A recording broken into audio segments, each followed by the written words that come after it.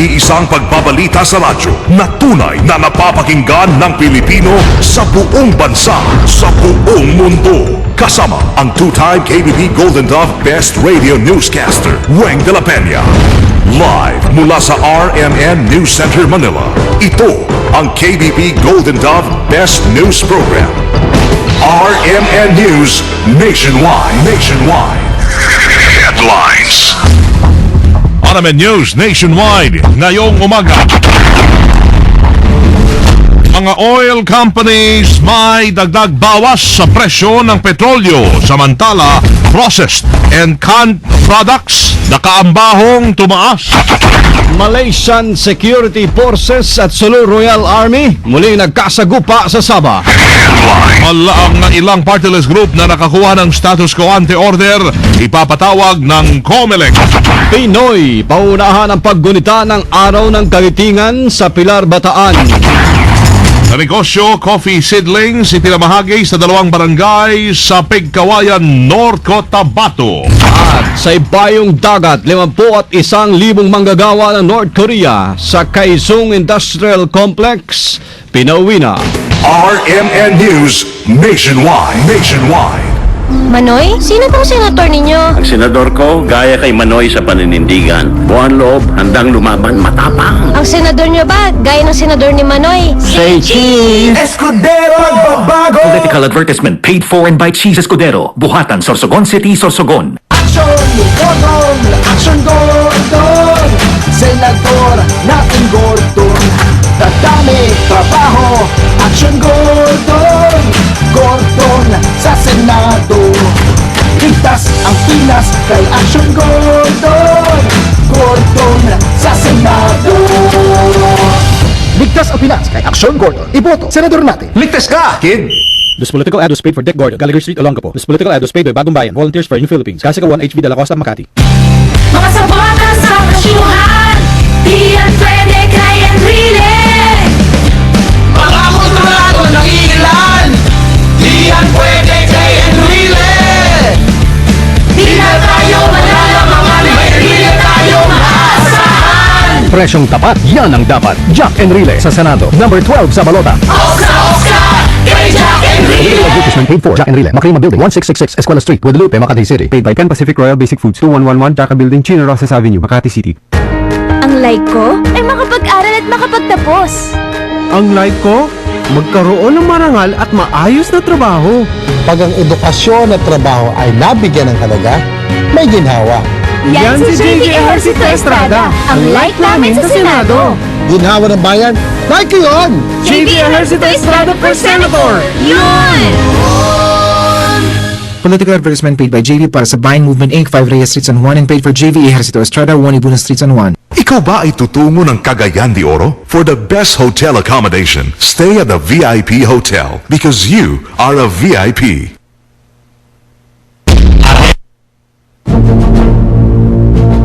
Ikaw ba ay handa na sa misyong bumoto sa Mayo 13? Kilala mo na ba ang mga taong nangangako ngayon ng magandang pagbabago sa buhay, sa pamilya, sa mga anak at bayan mo? Alam mo na ba kung saan presinto ka bumoto? Kasama bilang na ang mga araw. 34 days na lang eleksyon na. Kung may eleksyon naman, bakit may mga survey pang kailangan? Mission 2013, boboto ako! Sino-sino ang mga tatatakan mo sa balota? Ilang segundo lang yan. Kapalit ay ilang taong panunungkulan sa bayan o ilang taong pagsasamantala sa kapangyarihan. Por favor, iboto ang tamang tao. Ang pinakamalaking mga balita. Abot sa bawat Pilipino. Saan man sa bansa. RMN News Nationwide. Buenos Dias, Pilipinas. Umaga ng Martes ngayon, Abril 9, 2013. Ito ang numero 1 RMN News Nationwide. Ako si Weng de la Peña. Mabuhay Pilipinas, ako si Buddy Oberas. Tayo po ay live na live sa DYHP 612 RMN Cebu, DCCV 684 RMN Tugigaraw, DWAR 103.9 RMN Palawan, at DYRI 774 RMN Iloilo. Live international via www.rmnnews.com at WRMN New York, USA. Nagpatupad ho ng dagdag bawas sa presyo ng produktong petrolyo ang mga kumpanya ng langis ngayong araw. Alas 6 kanina, nag-rollback ang Petron, Chevron, Eastern Petroleum, Phoenix Petroleum, Sea Oil, Flying V at Shell ng 45 sentimos sa presyo ng kada litro ng kanilang gasolina. Pero nagpatupad naman ng 25 sentimos na dagdag presyo sa kada litro ng kanilang diesel. Gayun din ang kerosene na 30 sentimos naman ang dagdag sa kada litro. Ito'y bunsodaan nila ang paggalaw ng presyo ng petrolyo sa pandaigdigang pamilihan. Samantala, posibleng tumaas ngayong Abril ang presyo ng processed at canned meat. Kasunod na ito ng paghihigpit sa regulasyon sa meat importation ng Department of Agriculture. Kabilang dito ang pag-renew na akreditasyon ng importer bawat buwan imbes na kada taon kung saan naantala na naman ang importasyon at nagbabayad ng mas mahal ang mga importer.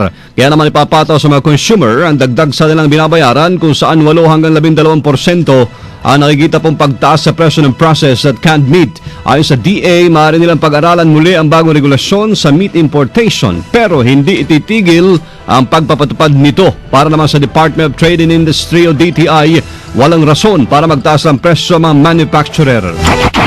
Sa ngalan ng Sama, ulat ng engkwentro sa Malaysia. Muli na namang sumiklab ang sagupaan sa pagitan ng Malaysian Security Forces at ng mga miyembro ng Sulu Sultanate Security Force sa lahat dato. Ito mismo ang kinupirma ng tagapagsalita ng Sulu Sultanate na si Engineer Abraham Ijirani.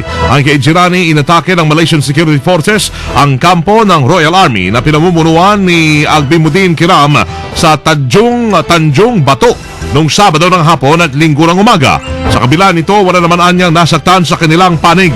Bukod rito, ikinumpirma rin ni Agbimuddin ang presensya ng Indonesian Military of Service sa lahat dato. Kumukuha mga ito ng larawan ng mga malalaking butas na nagawa ho ng bakbakan o bagsakan ng bomba ng Malaysian authorities ang ilang lugar sa Tando at kampong Tanjung Bato sa lahat dato. Dahil sa presensya ng Indonesia, nakasapi ho ng Association of Southeast Asian Nation, umasa mga Kiram na mapipilitan ng Malaysian authorities o government na itigil na ang nasabing standoff. 41 party list group na nakakuha ng status quo anti-order, ipapatawag ng COMELEC. Kasama natin sa balita Angel Ronquillo. RMN Report. Nilinaw ng Commission on Elections ang 41 party groups lamang na nakuha ng status quo anti-order mula sa Korte Suprema ang saklaw ng kanilang sasagawang panibagong pagdinig.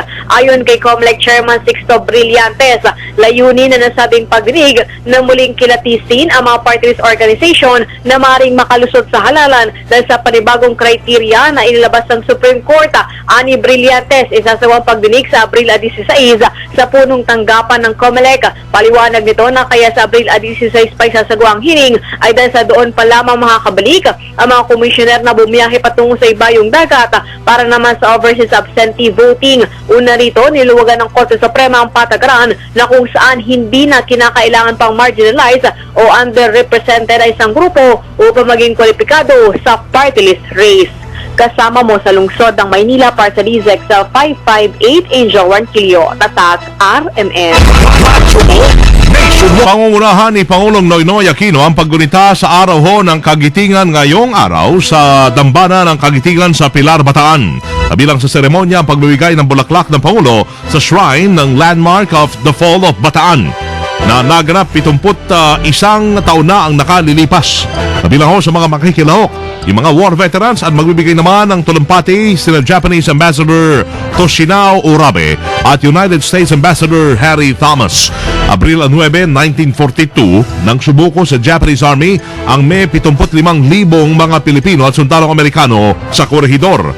Ang mga sumuko ay pinalakad papuntang Camp O'Donnell sa Capas Tarlac. Ngunit 10,000 lamang sa mga ito ang buhay na nakarating sa nasabing kampo na kilala ngayon sa tawag na Bataan Death March.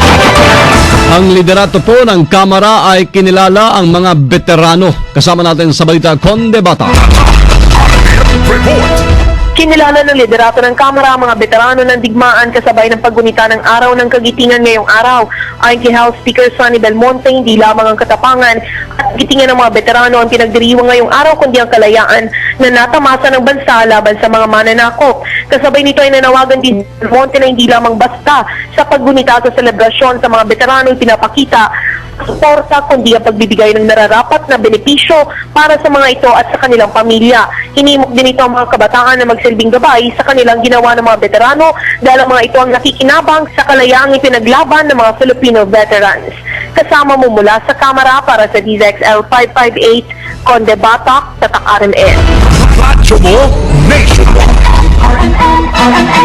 Ang pagtanggal sa freeze order sa assets ng pamilya Ligot dapat iapela ng pamahalaan.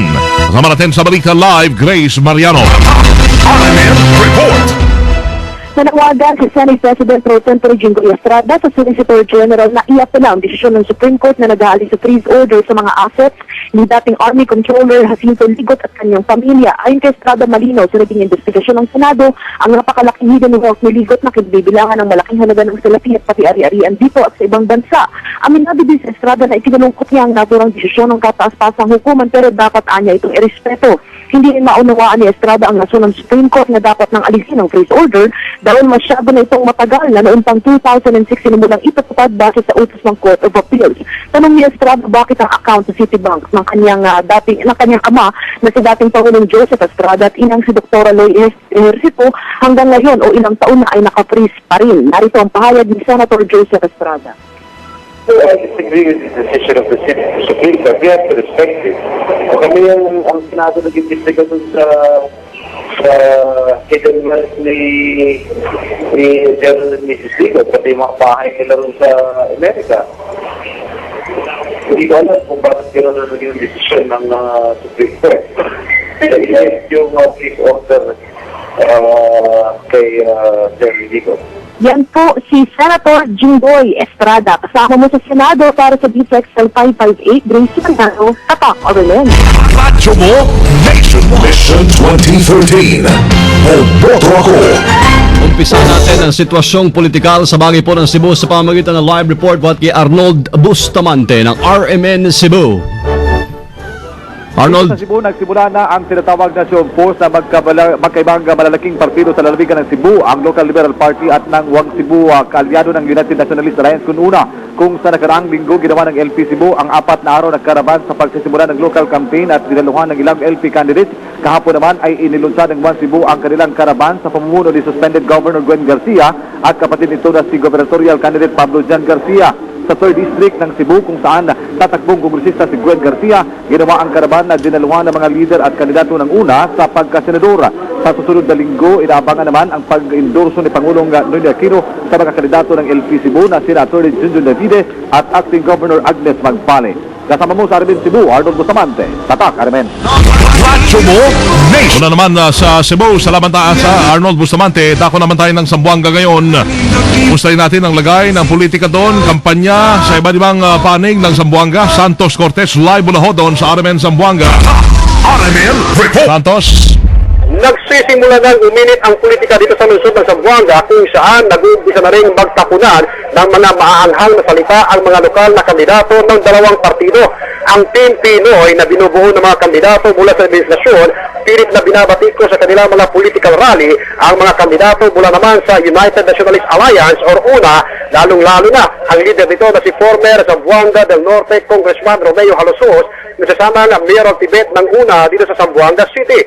Kung matatandaan, sinampahan ng disqualification case ng ilang kandidato mula sa Team Pinoy si Halosos, kung kaya't hanggang sa ngayon ay nakabinbin pa rin ang kaso nito sa Korte Suprema at hindi rin nakasali ang pangalan nito sa official ballot ng COMELEC.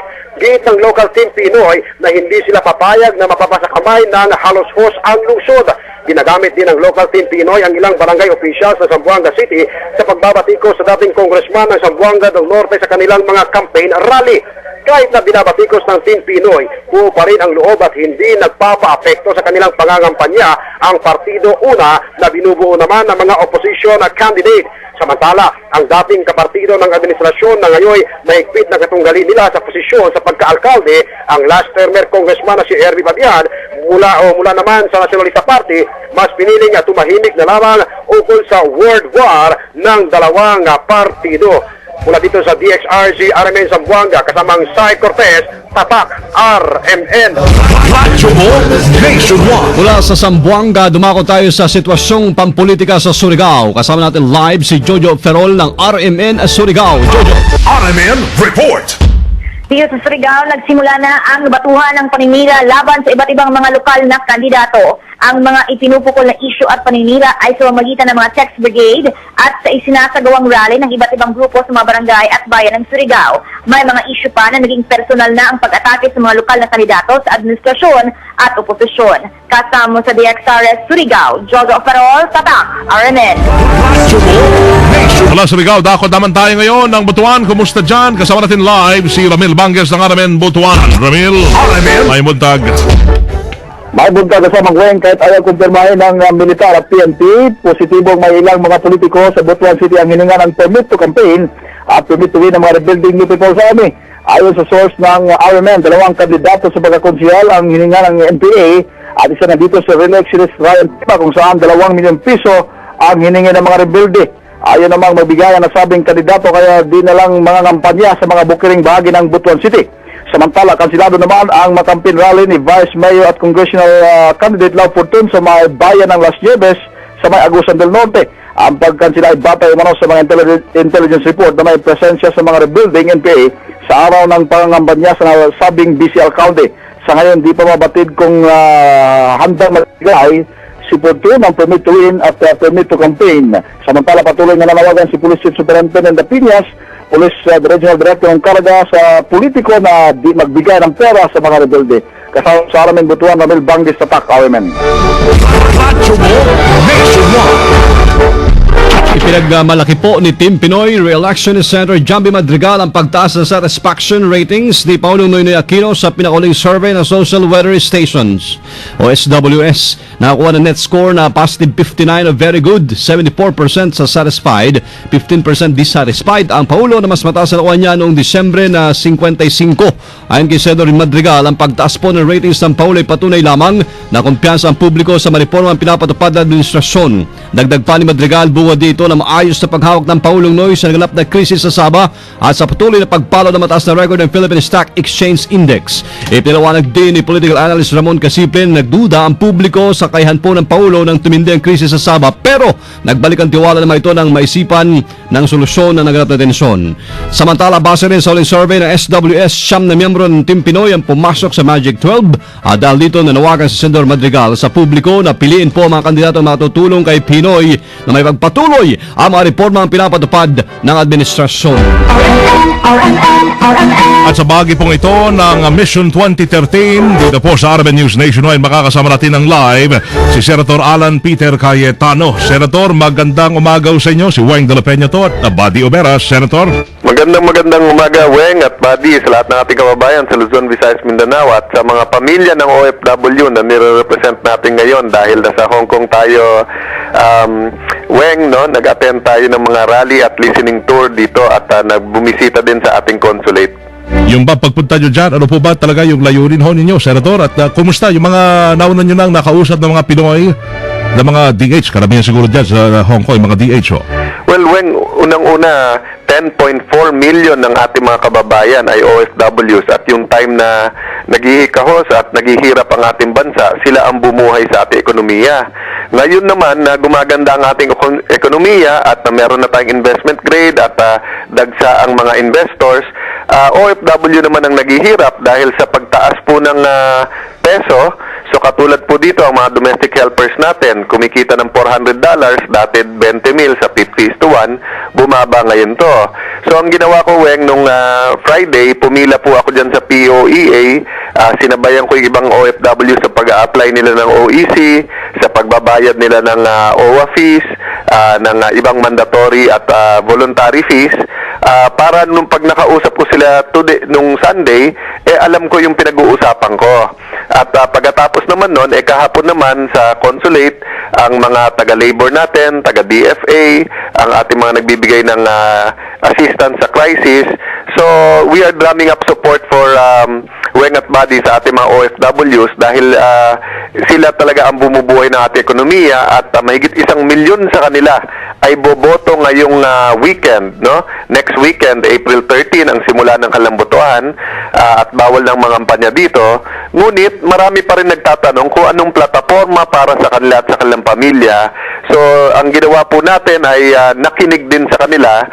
Nakasabay ko si Senatorial Candidate Teddy Casino at ang Migrante Party List at nakilala ko po ang marami sa kanila at halos napakarami pong issue sa kita po nila na lumiliit at sa pwedeng mga projects, lalo maliliit na negosyo sa kanilang pamilya na nandyan sa Pilipinas. Senador Cayetano, marami nagtatanong bakit OFW naman yung pinagtutunan niyo po ng pansin? Well, yung PTK ho kasi, yung presyo, trabaho, kita, ang T doon ay trabaho, no? So, habang dumadami yung OFW sa labas ng bansa, mga nagtatrabaho sa labas ng bansa, yung overseas Filipino workers, ibig sabihin, nahihirapan pa rin sila kumuha ng trabaho sa atin. Pangalawa, Weng, marami sa nagiging OFW, ang sinasabi na 5 years lang kami, tapos pag nakaipong kami, uwi na kami, magdenegosyo, sama-sama na tayong pamilya. Pero katulad dito sa Hong Kong, marami nagkakautang-utang. Kaya 20 years nandito na, bagamat napag-aaral yung mga anak at nakakapundar ng konti, ay nahihiwalay sa pamilya. So we're trying to come up with a exit plan, no? Hindi naman pwede pang habang buhay ay panay OFW bubuhay sa ating ekonomiya. So ngayon na gumaganda ating ekonomiya sa tuwid na daan ng ating Pangulo, dapat magkaroon din ng plano kung paano magkaroon ng malilit na negosyo, lumaki ang kita ng ating mga pamilya ng OFW para makauwi din sila.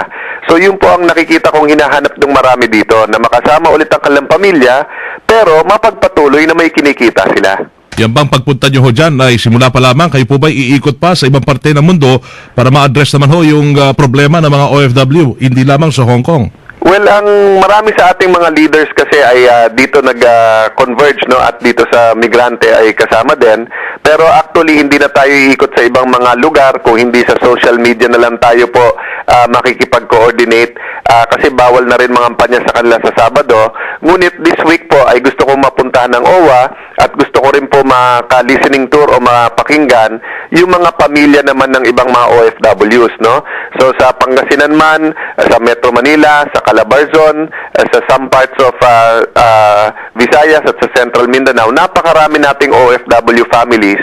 So minsan naghihintay lang sila ng magpaprograma na specific din sa kanila at sa needs nila dahil isa o dalawa sa kanilang magulang o kapatid o anak, no, ay wala dito at nasa ibang bansa. So diyan na tayo iikot, Weng, God willing, pauwi na rin tayo mamaya, pero dire-diretso sa mga meeting para this week makapag-hook up sa iba nating OFWs via social media and then ma-meet yung mga pamilya nilang personally. Senador Alan Peter Cayetano, salamat po at ingat kayo dyan sa Hong Kong. Magandang umaga. Mabuhay po inyong programa, Timpilan. God bless po. Well, naman at dating live interview sa isang senatorial candidate, si Senator Alan Peter Cayetano, dito po sa Mission 2013 sa RMN. Mission 2013. Boboto ako. Ipagpapatuloy ni Team Pinoy Senatorial Candidate Bam Aquino ang kanyang mga nasimulang pagtulong sa mga maralitang mamamayan. Ito ay kasunod na rin ang tiwalang ibinigay sa kanya ng Urban Poor Associates ng Baseco, Tondo sa Maynila at siya ang kanilang inendorso dahil na rin sa plataforma nito para sa edukasyon, trabaho at negosyo.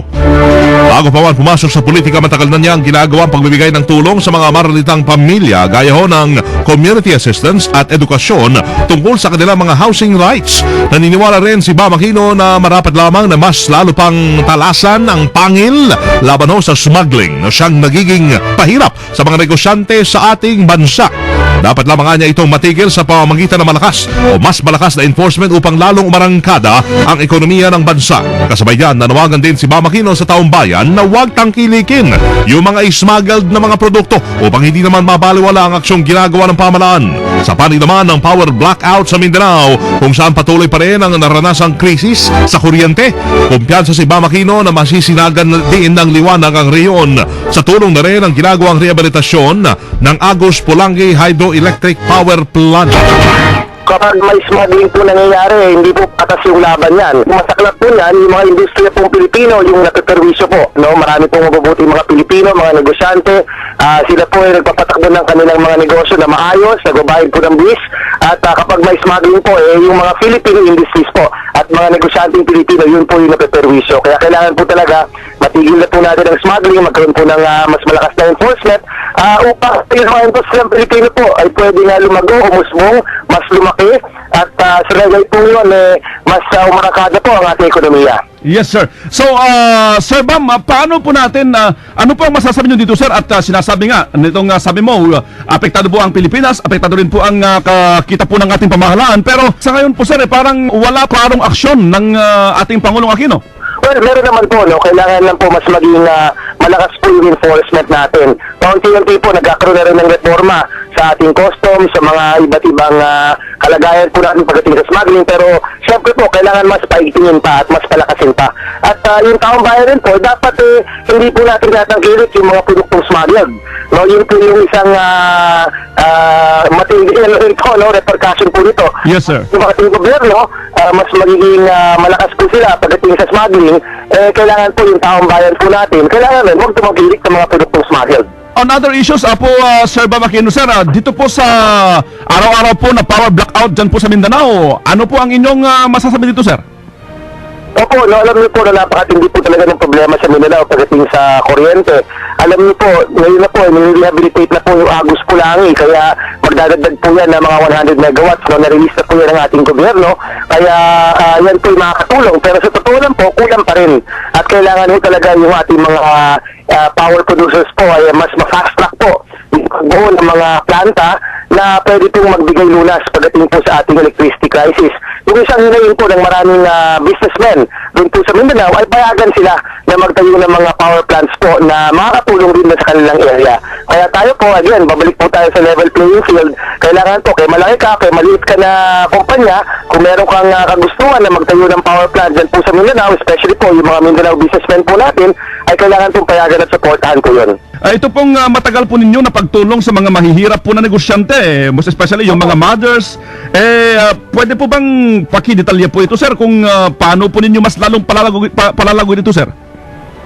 Opo, alam niyo po, no, matagal na taon rin po tayo nagtrabaho sa sektor ng mga mahihirap. Doon po, nagtayo po tayo ng programa na makakatulong talaga sa natin, sa mga kababayan po natin. At doon po natin nakita kahit po isang hindi nakatapos ng high school, isang nanay hindi po nakatapos ng high school. Basta maganda po yung programa, maganda po yung intervention po natin mga polisiya, may kakayahan po siya na palaguin ang kanyang maliit na negosyo. Kaya po tayo talagang tinutulak po natin na mas magkaroon ng financing. Yes, sir. Magkaroon ng financing programs, magkaroon po ng training programs, magkaroon po ng mga programang tutulong po sa ating merkado. At doon po talaga makita po natin mapalago ang mga maliliit na negosyo sa ating bayan. Kaya yun po yung isa sa plataforma po natin. Yung isa naman po ay pagbibigay ng trabaho sa mas maraming Pilipino. At yung pangatlo naman po ay pagkakaroon po ng mga reformang pang-edukasyon para po sa ating mga kabataan. For example, na kayo po ay papalarin at maluklok nga po sa Senado. Pwede po ba, sir, na dumulog dyan po sa inyong opisina? Most especially po yung mga maliliit po na kagaya po namin, sir? Ay, siyempre naman po. Alam niyo po, ilang taon po tayo nagtrabaho sa sektor ng mga mahihirap. Sanay po tayo sa mga malalayo at maliliit na komunidad. No? Doon po yung ating programa na tumulong sa mga maliliit pong negosyante. Totoo lang po, yung trabaho po natin talaga napalapit po tayo sa taong bayan. Kaya yun naman po, yung Bamakino po na nag-oorganisa ng mga komunidad, yun pa rin po yung Bamakino na kung pagpalain po na magiging senador. Kaya wag kayo magkatugulit sa lahat po ng mga nangangailangan po ng tulong. Nandito po tayo upang makinig at aksyonan po ito at kung kinakailangan po ay lapit po natin kay Presidente Noynoy. Si sa Team Pinoy Senatorial Candidate Bam Aquino sa interview ng RMN. Mission 2013. Boto ako. Ibang balita tayo mga kasama. Sultan ng Brunei bibisita sa Pilipinas. Kasama natin sa Balita Live, Joyce Aga. RMN Report. 2 araw na bibisita sa Pilipinas si Brunei Sultan Haji Hassan al-Bolkiah Muzzadin Wadawla simula April 15 hanggang 16. Ito ang kauna-unang pagkakataon na dadalaw sa bansa ang Sultan ng Brunei mula noong taong 2009 at kauna-unahan din sa ilalim ng administrasyon ni Pangulong Noynoy Aquino. Sa kanyang pagbisita sa bansa, pag-uusapan ng Sultan at ni Pinoy ang pagpapalakas ng relasyon ng Pilipinas at ng Brunei, gayon din ang hinggil sa chairmanship ng Brunei sa ASEAN. Magugunitang ang Brunei din ay partner ng Pilipinas sa pagsusulong ng kapayapaan sa Mindanao, lalo na't ito ay miyembro ng International Monitoring Team. Sa ngayon ay meron ding 21,000 Filipinos na nagtatrabaho sa Brunei. Kasama mo sa DFA, Joyce Adra, Tatak RMN. Nationwide. RMN News Negosyo. Mga kasama, 600 mga coffee seedlings ang tinanggap po ng mamamayan mula sa 2 barangay sa bulubunduking bahagi ng Pigkawayan, North Cotabato. Ipinamahagi sa barangay New Colasi ang 300 Robusta coffee seedlings habang tumanggap rin ang kaparehong bilang na pananim na kape ang barangay Mulok. Hinikayat ang mga residente sa nabanggit na mga lugar na mga isa sa advokasiyang magtanim para sa kalikasan at kapayapaan. Sila po ng advokasiyang yan, libreng ipinamamahagi sa benepisyaryo mga pananim mula sa tanggapan ng unang distrito ng North Cotabato sa kondisyong maitatanim nila ito, aalagaan at sisikaping maging produktibo. RMN News Abroad. Tensyon sa Korea. Aabot to sa 55 o 51,000 manggagawa ng North Korea ang pinauwi mula sa Kaesong Industrial Complex. Ito ay sa harap na patuloy ng pag-shutdown ng industrial zone dahil sa krisis ngayon sa Korean Peninsula. Higit 12 South Korean companies na nasa Kaesong ang tumigil ng produksyon dahil sa pagmamatigas ng Pyongyang na makapasok ang raw materials mula sa South Korea. Una nang binigyan ng hanggang April 10 na ultimatum ng North Korea ang mga South Korean companies para mag-pull out din bagamat karamihan ay patuloy ang operasyon. Pinaniniwala ang April 10 na ultimatum ng hilagang North Korea ay hudyat ng paglunsad nito ng missile. Mga kasama, live na live mula po dito sa RMN News Center sa Makati City, Metro Manila, Philippines. Inyo pong narinig ang numero 1 RMN News Nationwide. Ngayong Martes, April 9, 2013 na tayo. Sa mga taga Davao, susunod daw dyan sina kasamang Bernard Pantaleon at Michelle Miral. Sa RMN News Diretso, Balitan Davao sa numero 1 DXDC 621. Panoorin ho yung naging pagbabalita namin ngayong alas 7 ng umaga. Ay, sa YouTube, itype lamang mga kasama ang RMN News Nationwide. Kasama nyo sa serbisyo publiko, Weng de la Peña. Buddy Obera. Dito pwede ho yan sa tahanan na may pinakamaraming number 1 sa 2013. Pinakamaraming himpilan sa 2013. Tama, Radyo Mo Nationwide. 60 years ng maasahang public service nationwide. Live via satellite. Live via satellite. RMN News Nationwide. Nationwide. Buong bansa ng boses ng balita. RMN News Nationwide. Tatak alas 7:32 ng mainit na umaga. Tatak RMN.